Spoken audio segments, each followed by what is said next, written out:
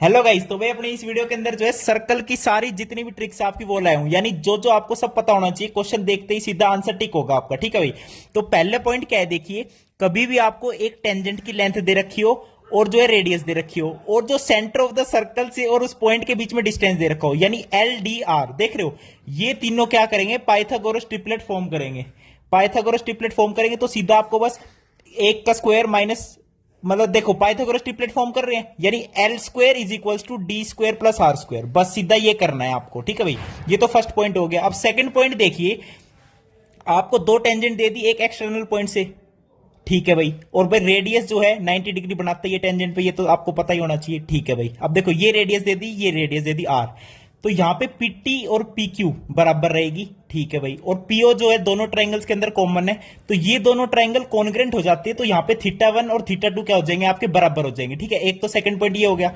अब अगला देखो, थर्ड पॉइंट, कोई भी आपकी आर्क है वो सरकमफ्रेंस पे, देखो अगर इस वाली आर्क की बात करो माइनर वाली, तो जो एंगल बनाएगी सरकमफ्रेंस पे वो मेजर आर्क का देखेंगे।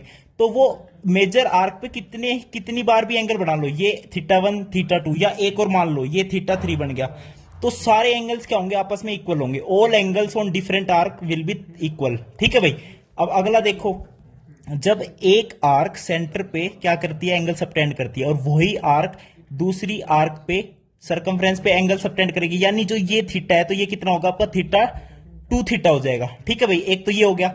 अब नेक्स्ट देखिए, ये सारी ट्रिक्स है, इसके अलावा कुछ नहीं आएगा आपके क्वेश्चन में, सारे यही यूज होंगे।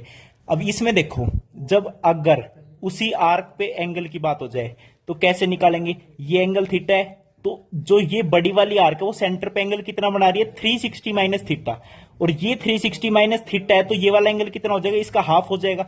तो इस एंगल की लेंथ आपकी होती है 180 माइनस थीटा बाई 2। ओके, ये आपको हमेशा याद ही रखनी सारी चीजें।